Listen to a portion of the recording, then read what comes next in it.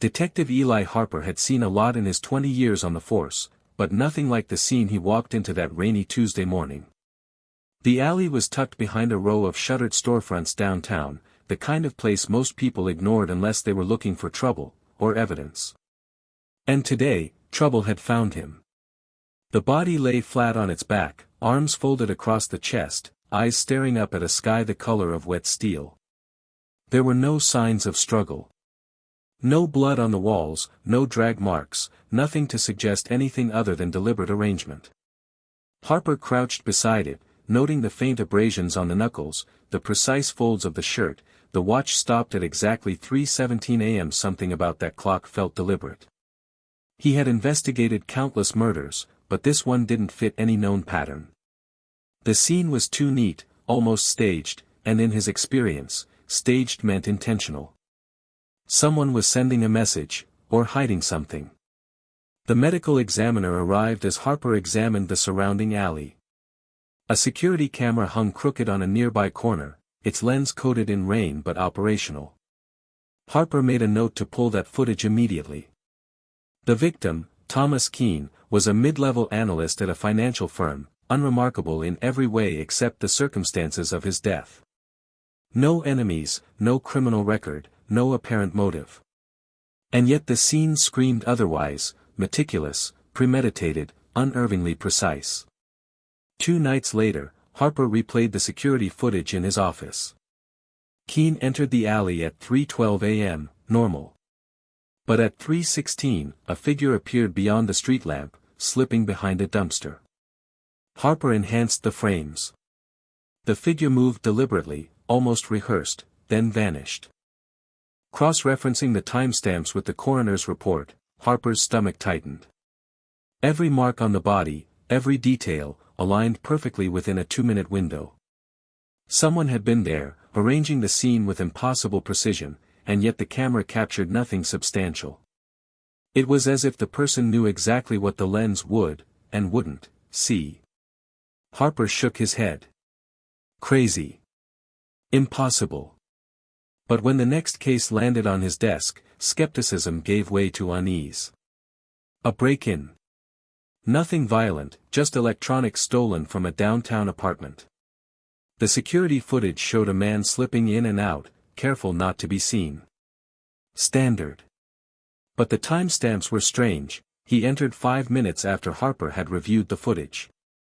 The layout, camera angles, patrol patterns, everything was anticipated. It hit Harper slowly, dreadfully. This wasn't ordinary criminal behavior. Someone was committing crimes with the advantage of knowing exactly how events would unfold. He began digging into patterns, scouring anomalies from past cases. Small things at first, burglars hitting camera blind spots, murders executed with impossible timing, but as he pieced them together, a terrifying pattern emerged. Someone was operating beyond normal perception. The term circulated quietly among a few detectives, chrono crime. Crimes that defied logic, where every step had been pre-calculated, every variable accounted for, as if the perpetrator could see the future and move through it like water. Harper tried to dismiss it, but then came the next case. Michelle Torres. A young woman found seated on a bench in a back alley, a single rose on her lap.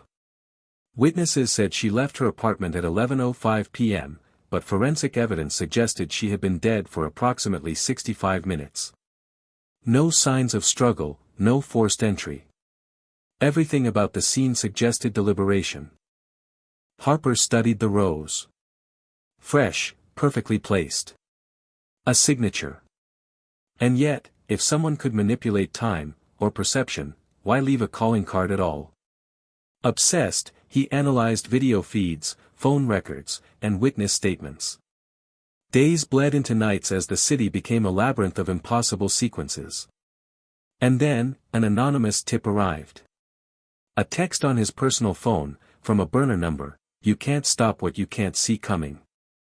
Meet me where the past is future." It led him to an abandoned clock tower on the outskirts of the city. Midnight. The tower groaned under the wind as Harper climbed the spiral staircase, each step echoing in time with his racing heartbeat. At the top, A man waited. Mid-30s, unremarkable at first glance, but with eyes that carried the calm of someone who had already seen every outcome. "Detective Harper," he said. "I've been expecting you." Harper's instincts screamed at him. How are you doing this?" The man smiled faintly. "You're close, but close isn't enough. Time isn't linear. It's a fabric, and I've learned to read its threads. I see the weave before it tightens." Harper's mind reeled. This wasn't just a criminal. This was someone who had stepped outside the rules of existence. "Why the rose?" Harper demanded. "Even when you know the future, you want to be noticed," the man replied. "You want someone to understand inevitability, to see that the game is fair, even if the odds are not." Before Harper could respond, the man vanished. No trick of light, no shadow, no exit. Just gone. Backup arrived, but the tower was empty. It was as if he had never existed. Weeks passed. Harper traced every anomaly, documenting them meticulously. The more he uncovered, the more he realized, these crimes weren't meant to be solved. They were demonstrations, reminders of the limitations of human perception. Harper's nights grew restless. He saw patterns everywhere, a cup falling from a counter just before he reached it, a pedestrian stepping into a crosswalk milliseconds before the light changed. He began questioning every timeline, every choice. Then one morning, a note slipped under his office door. Simple, deliberate, "Tomorrow is already behind you." He stared at it long after the precinct emptied.